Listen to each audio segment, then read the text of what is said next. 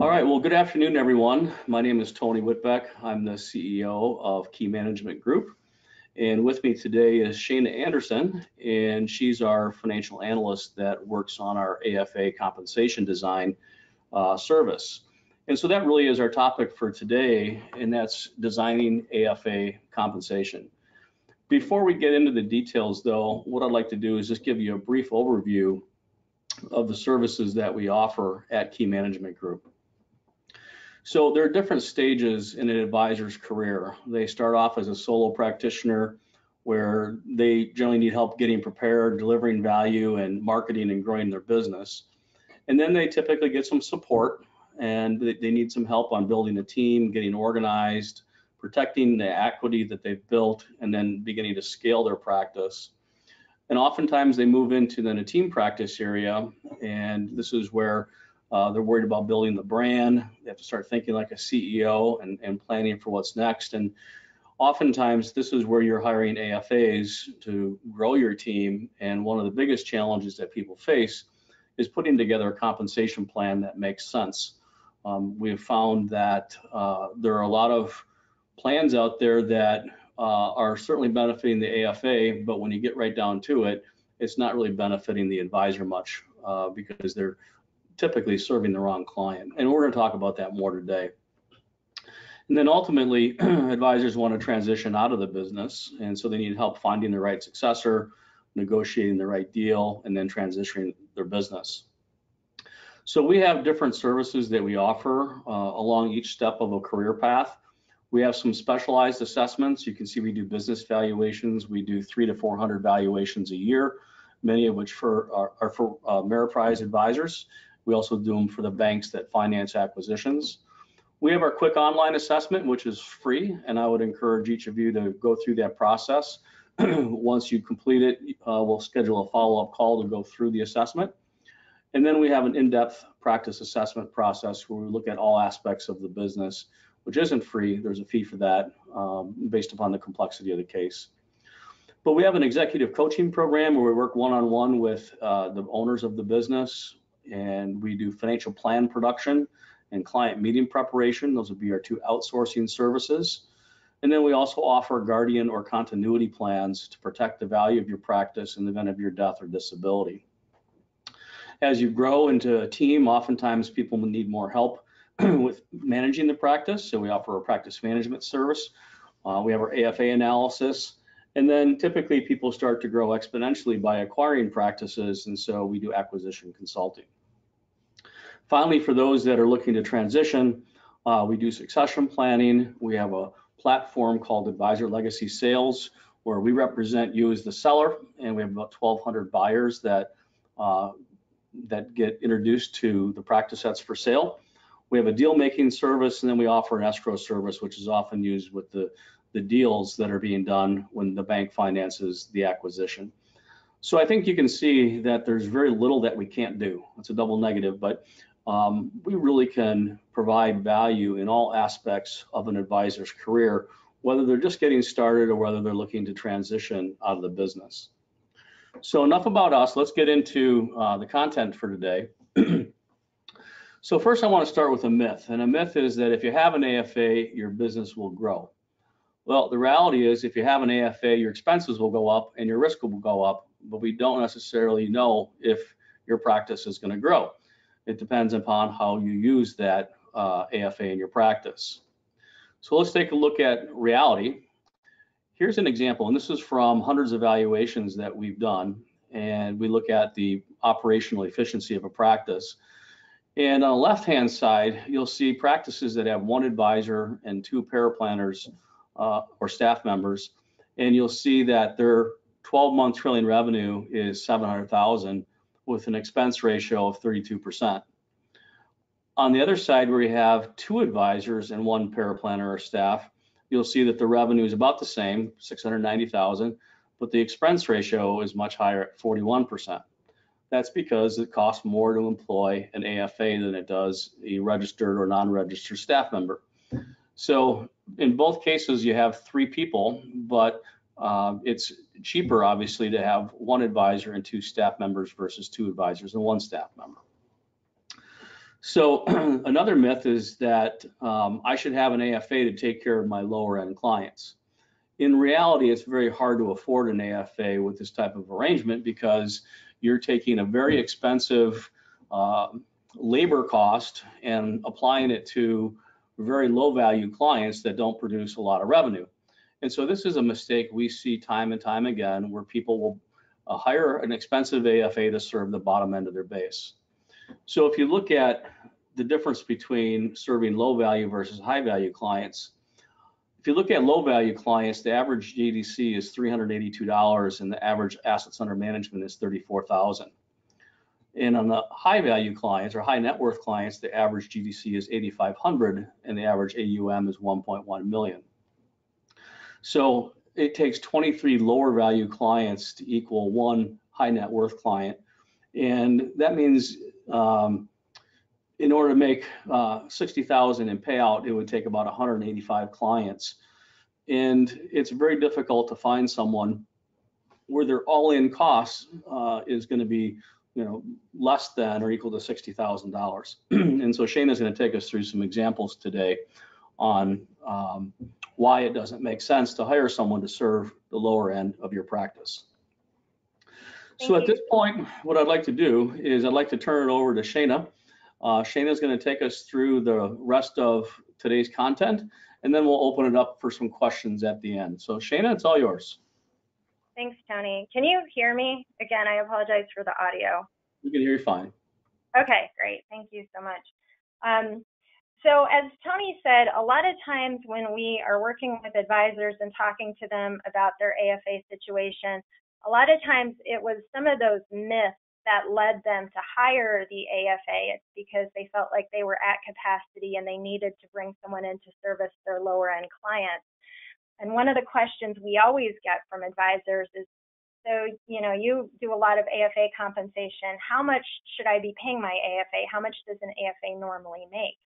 And one of the first things that we have to do is kind of work with them to understand that if this is the question you're starting with, you're most likely going to overpay your AFA.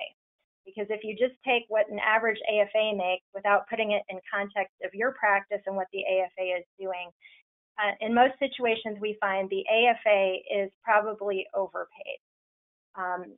It's not that we don't want AFAs to make a lot of money, we do. We just want to, as you'll see as we go through this, we want to structure their compensation in a way that leads to productivity, which normally comes from acquisition. So some of the key factors that we talk to advisors about that should underlie their compensation strategy with their AFA is, first of all, why did you hire them? Why did you feel like you needed them? And what did they bring to the table? Are they bringing a book with them, or are they like a paraplanner trying to graduate to the AFA level? What are their experiences? What are their goals? What is their long-term role in your team? Will they be part of your succession plan? What would this arrangement have to look like in 1 year, 2 years, 3 years for you to feel that it's been very successful? And so all of these key questions come into play when we design the compensation strategy. And this is really where we begin versus what does the average AFA get paid. One of the other questions we often ask is, what is your alternative to an AFA? Have you thought about possibly selling these clients instead of bringing someone in to service them, or maybe assigning them back to home office? Because as Tony showed, a lot of times when we start digging into the books of advisors, these clients are not bringing in very much revenue at all. We're talking like maybe $100, $200 annually from these clients, and yet you're bringing on a very expensive staff person to service them. So we look at all of that when we're designing the compensation strategy. So as we get into it with advisors, I wanted to put up here some of the main issues that I encounter as I work with advisors who have an AFA. And one of the first things that I see is that they brought in the AFA, they didn't really know how to compensate them. So they asked like someone else, what do you pay your AFA? And they started that AFA on a salary, and sometimes the salary is quite high. And they hired the AFA with the goal that the AFA would be a producer, that they would start bringing in new business, selling financial plans, doing those things.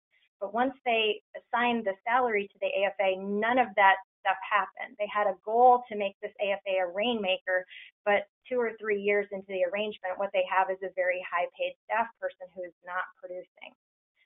So that's one of the first things we see. The second one is they have maybe a paraplanner or someone who grew up in their practice, and they do want to turn that person into a producer. So they promote them to an AFA, yet they haven't really defined the steps to get them there. And it's a completely different skill set. Being a paraplanner and having very warm relationships with the client and then becoming somebody who can take a prospect and turn them into a client and sell. Very different skill sets. There's a lot of steps that go in between. And so a lot of times we see that happen without the plan for how that paraplanner is going to get the skill set and know the scripts and know how to develop centers of influence, all of those things that are necessary to become an effective producer. And the third thing I would say is we often see just communication issues between the advisors and the AFAs. It's not uncommon for the AFA to feel like they are being underpaid, or that, you know, I brought in some clients, shouldn't I own those clients? Shouldn't those be my clients? And then on the other side, the advisors looking at the AFA saying, I don't know what you do with your time. I see you come in at 9, you leave at 5. Like, how are you building a business? And so they haven't really clearly discussed the arrangement and have clear expectations from either side as to what the arrangement is working towards. So the way that we approach this is we really like to just help define the relationship and really look at, for this particular practice, for this particular advisor and AFA, what ways can this AFA bring value to your practice? And we help them begin to measure those ways. And on this next slide here, I'll show you, we generally have 3 different buckets for how we look at AFAs bringing value to the practice. The first one is pretty clear. If you are hiring an AFA who already has a book of business and they're bringing them over, perhaps from another practice or a firm, or maybe they're currently an advisor and they're going to become an AFA, it's direct. We call that direct value. They are bringing a new book of business to your practice. And so it's quite easy for us to measure that. The second way is a little bit harder to measure, yet we can, and that is by having this AFA and the activities that you are going to be having this AFA do in your practice. Does this free up your time so that you can grow at a better rate? Are you able to focus on your top tier clients, you get more referrals, or you grow at a better rate because you have the AFA there? And then the third way is sometimes the AFAs do support staff tasks. For example, they might write all of your financial plans. And so instead of outsourcing financial plans, you do it in-house because you have the AFA there, or they do other support staff things that because they're there, you don't have to hire an additional person. And so we look at these different ways they can contribute, and we try to calculate the economic value of all of the AFA's activities plus the future potential of those activities. One of the other things that we sometimes come across is helping the advisors be very clear on how AFAs do not bring value to the practice. And so one of the calculations that advisors often do is they'll say, well, I have an AFA who writes about $200,000 in GDC, and just to keep the numbers simple, we'll say we're going to pay that AFA $100,000. So that's roughly 50% of the GDC. The practice is going to cover the AFA's expenses. That's $20,000. So we look at the advisor's payout rate. In this example, it's 85%. And so they say, okay, well, after my payout, it's $170. I pay them $100,000. I pay their expenses $20,000. So I have a $50,000 profit. I should hire this AFA. This makes good sense. But really, when we look at it, it is so important to really understand where the GDC is coming from. Because if it's a situation where the advisor is handing those clients to the AFA and saying, here, you service these, really that is not new revenue to the practice. Whether the AFA is there or not, the practice will get that GDC. And so what actually it looks like on the balance sheet when you do the math is this is a brand new expense. The revenue is the same, but now you have an expense of an AFA at 100,000 salary or however they're getting paid plus their expenses, and it ends up being a net loss in most cases. And in a lot of the situations we look at, it is going to be a net loss in the first year, maybe sometimes the second year. What's so important, though, is to understand how to not make it a loss, how to, as quickly as possible, make it a profitable arrangement for the practice. And so this is an example of where it would make sense to hire an AFA to grow a book. So let's say you have $1 million annual producer, and right now on their own, they're at capacity and they're maybe growing at 5% annually. So we would say, okay, we would expect about 50,000 of growth for this advisor in 1 year.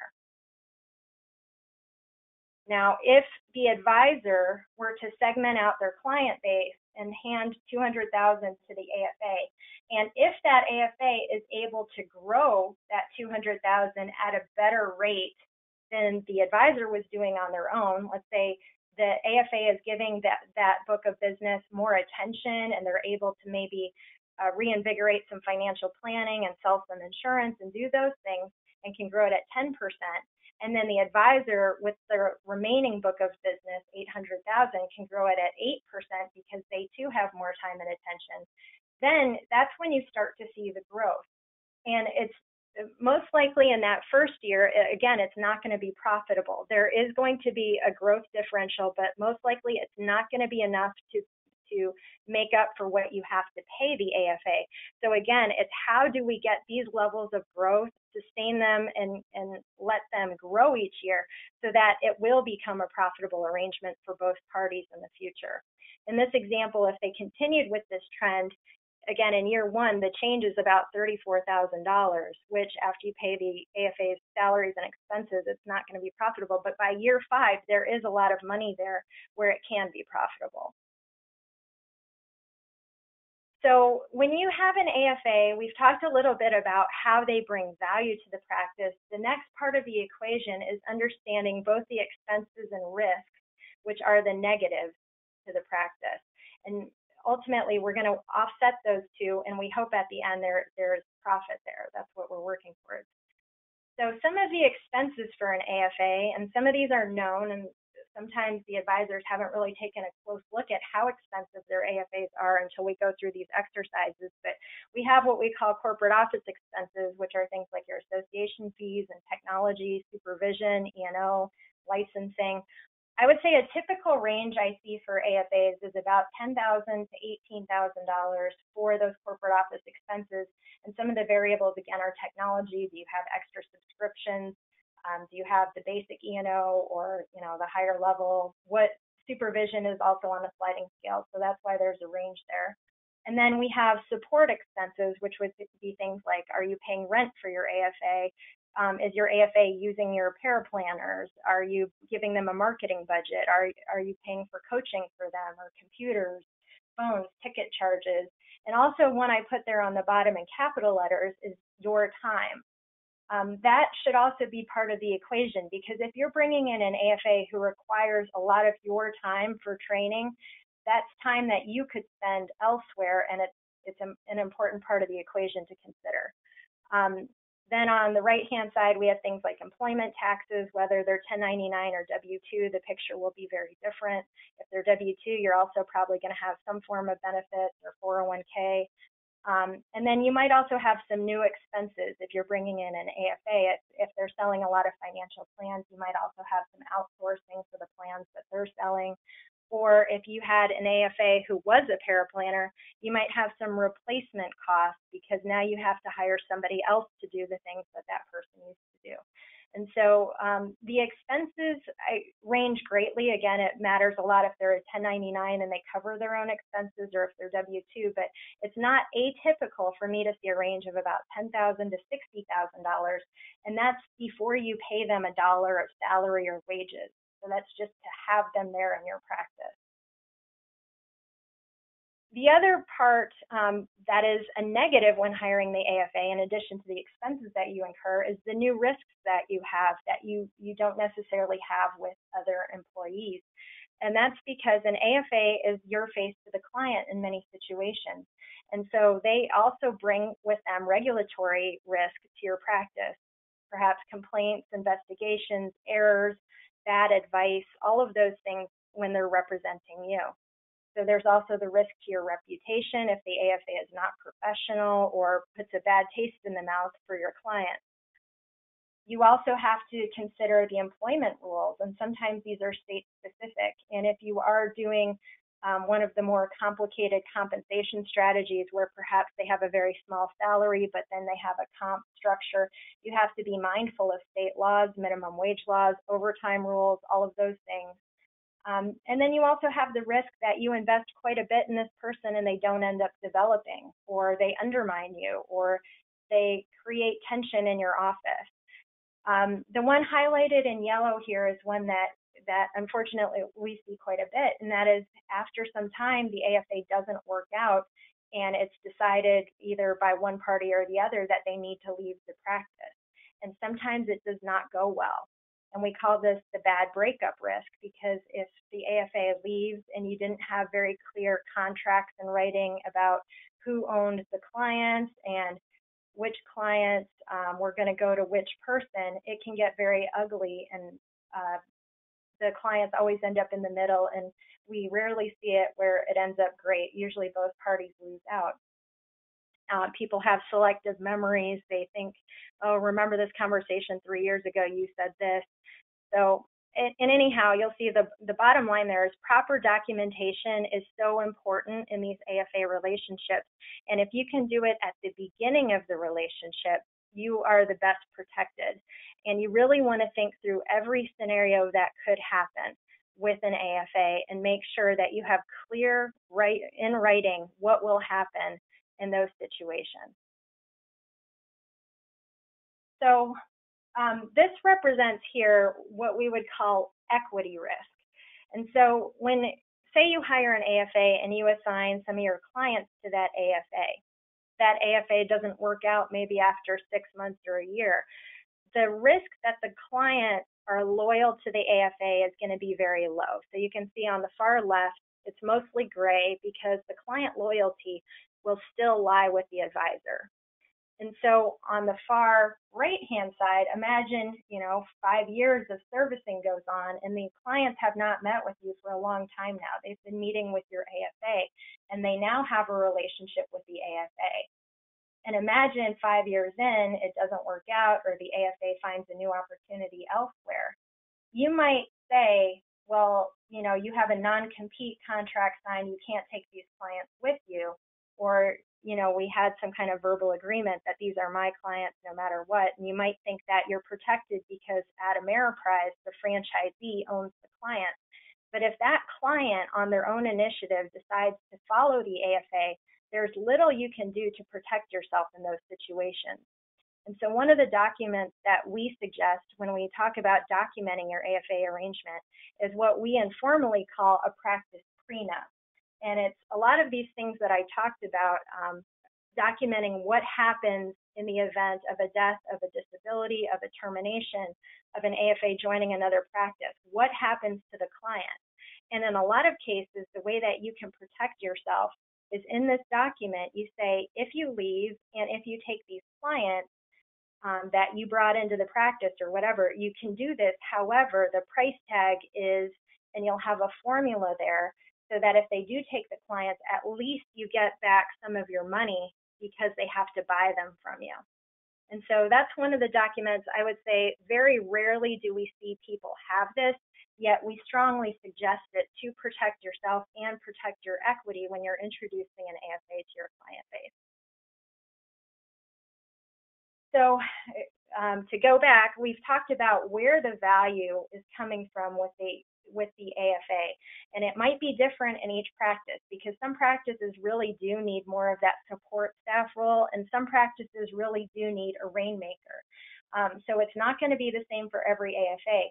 But once you're very clear on what kind of AFA you need and where their value is going to be coming from, that's when we really start digging deeper into the compensation plan. this, again, is a spectrum that kind of shows what we typically see. And so if you have more of a support type of AFA and you just need them there to answer your phones, do your financial plans, prep you for meetings, occasionally handle a client meeting for you, what is typically seen there is a salary structure, maybe with bonuses. Sometimes it's just a salary. And then on the far right side, if you have the opposite type of AFA where they're basically an advisor with very little support type of work, they're basically a producer. On that side, we often see comp splits, and that feels better to both parties because they are more like an advisor. Where we do a lot of work is for the no man's land between those two. We can help advisors in anywhere on the spectrum, but I would say one of the ways that we really help advisors is the ones who are starting on the left and would really like to push their AFA through to the right and get them on a comp split versus this higher fixed salary. And we have different strategies. We'll look at a couple to do that. So a lot of times we need a hybrid strategy for the middle where it might be a smaller salary plus some comp structure, a comp split structure. So this is an example, just pulling some elements that, from different compensation plans that you might see. But one of the things I would like to draw your attention to is this particular AFA started with a higher fixed salary of $60,000, and you can see each year their salary is getting lower and lower. And what we're doing at the same time is we're introducing more variable compensation. So if you look at the bottom line there, total compensation, you'll see it's moving upward. The AFA is actually getting more money. They're getting paid more each year. However, the risk to the advisor with that high fixed salary is going down over time, and more of it becomes variable. And so another element we often see is if the AFA is servicing both clients that belong to the practice and were handed to them, and they're also trying to acquire new clients, it's not uncommon to want to pay the AFA better for the clients that are new to the practice because they're doing all of the acquisition work, and really the whole practice benefits when you're getting new clients into the practice. So the other element I'd like to point out that is often in these comp structures, there will be a differential between, I'm calling it Team ID 1, which is the advisor's clients, and Team ID 2, which is the clients the AFA brought in. If you look at like year 2022, you'll see there's a big differential because we want the pressure to be on the AFA to be bringing new clients into the practice. And so along with this, there's a lot to think about that we have to work through when we're doing this. First of all, we have to make sure, again, that you're aware of whatever your local laws are about compensation, minimum wage, all of that, because in some states you can't do something like this. Also, how do we set goals for the AFA? How we work through and we say, what can this AFA actually do in GDC? What should they be writing? What should be expected of them year by year so that they can get paid what they want to get paid? We also have to think about, as they step away from a support role into more of a production role, do you have slack where someone else can take on that work? Or would you be incurring a new expense to replace the support stuff that they were doing? And then you also have to be very clear which clients belong to which Team ID. That's another point that sometimes people don't discuss, and then it becomes a point of contention later on. But for example, if I'm an advisor and I assign a group of clients to you, and you start getting referrals from that group of clients, are those new clients? Are those my clients? Are those your clients? And so all of that really needs to be clearly laid out in the comp, so there's no confusion about how to process business. So on top of kind of the baseline comp structure, another thing that we often see and sometimes recommend is bonusing.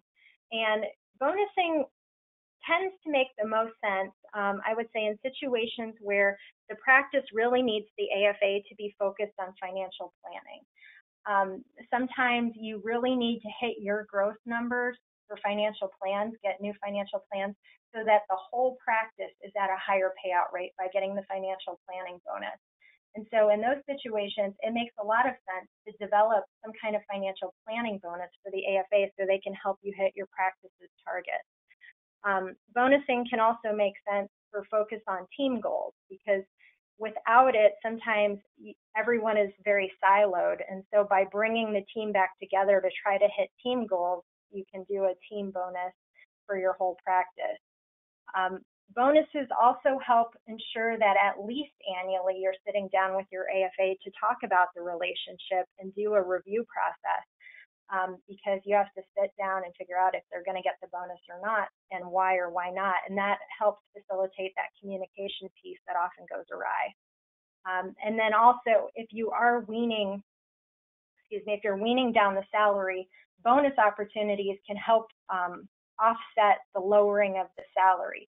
So you're introducing some variable comp through the bonusing and getting them more acclimated to the idea of eating what they kill versus, that salary.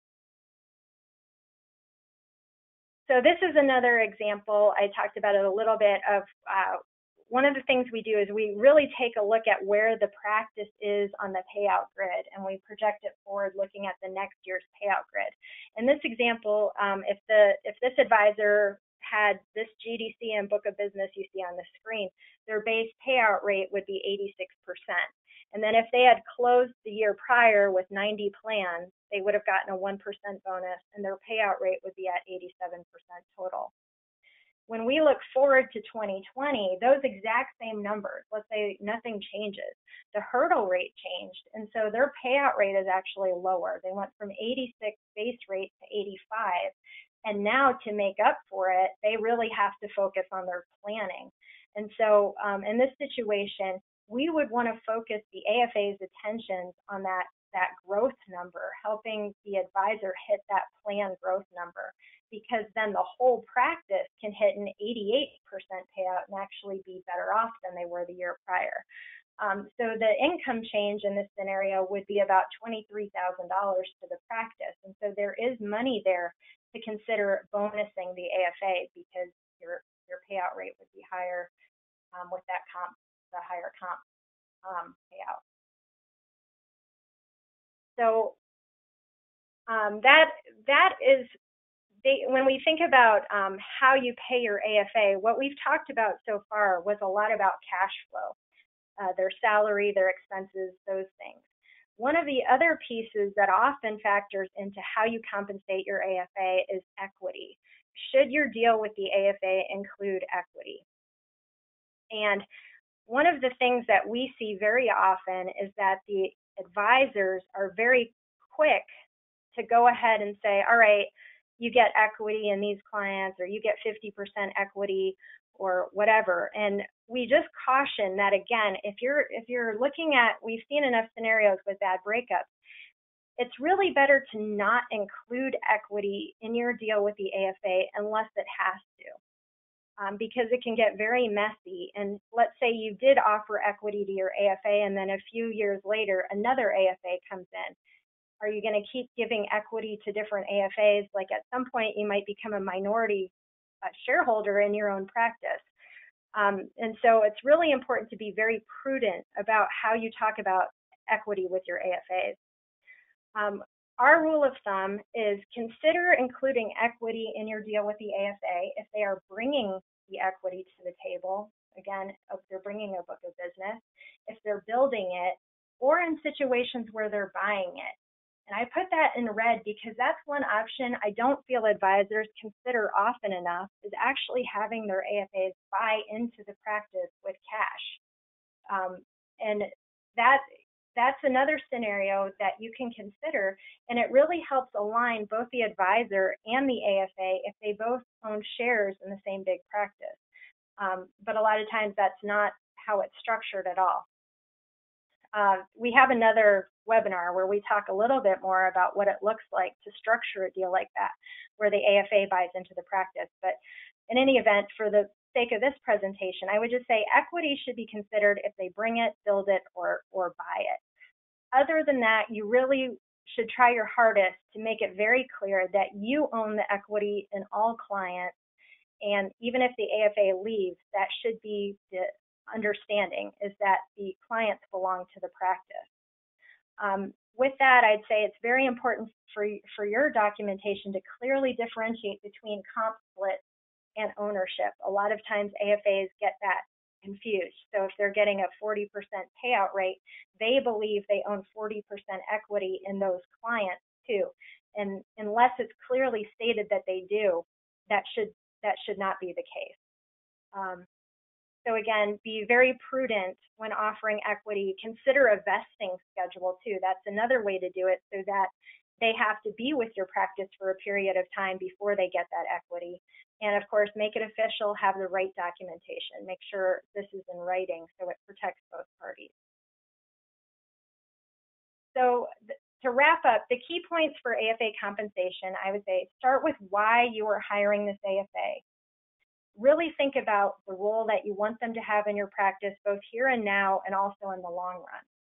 Every situation is unique. You should not use rules of thumb. You should design a compensation system that makes sense for achieving the goals you have for your AFA. Build a living compensation system that changes as the AFA becomes more productive.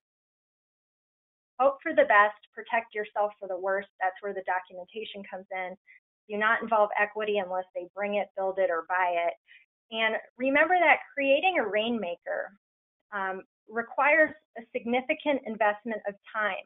You really have to think about who is going to be there to develop the skill set of the AFA.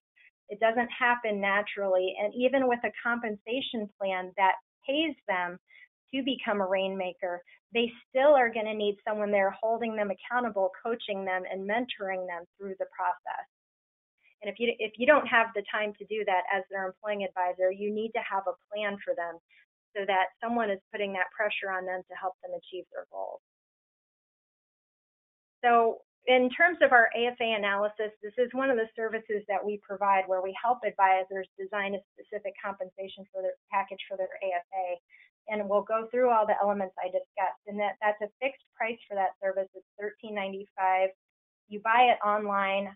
We start with a questionnaire. We'll collect a lot of data and reports from you, and we work together talking through it to design the comp package for your AFA. What you walk away with at the end of this is you're going to get two different reports. One is an advisor-facing profitability analysis. This is not meant to be shared with the AFA. It's for your own internal decision making, and it'll talk through like what your AFA needs to be doing for this to be a profitable arrangement both now, and we do a 5-year projection. What can you expect in 5 years? When should you call it quits if it's not working? That's in the advisor facing piece. And then the second thing that you get is an AFA facing piece, which kind of summarizes their compensation package. It goes through all what you're offering to them, the expenses that you're covering for them, how much that's worth, what the package is worth to them, but it doesn't go into profitability. And the other thing that we can do, if you are in a situation where you feel like you have someone with a lot of potential, but they need more support, they're not going to become a rainmaker without some guidance, we can also refer you to some of the executive coaches in our program who can work with AFAs. They can recognize what skill set the AFA is shy in, that they need help with, also be accountability partners to the AFA so that you're not the one having to do it. And so up on the slide is myself, I'm on the left. Todd Doherty gets involved when your AFA is part of your succession plan, or maybe there is an equity purchase between the AFA and the advisor. I'll often work with Todd on those, and then our executive coaches are on the right. So with that, I thank you for your attention. Again, I apologize for the audio issues at the beginning, and we'll open it up for questions. Well, thank you, Shana. That's awesome information. So at this time, what I'd like to do is open it up for some questions. And there's two ways you can do that, both of which are on your GoToWebinar control panel. One is you can just raise your hand, and then what I'll do is unmute your microphone, and we can listen to your question and do our best to answer it. The second option is to actually type out a question, and then I'll read the question aloud, and then we'll do, again, our best to answer that question. So while we're waiting for a few questions here, I just wanted to note that you can go to our website at keymanagementgrp.com, to learn more about all of our services, and you can actually purchase this service right online.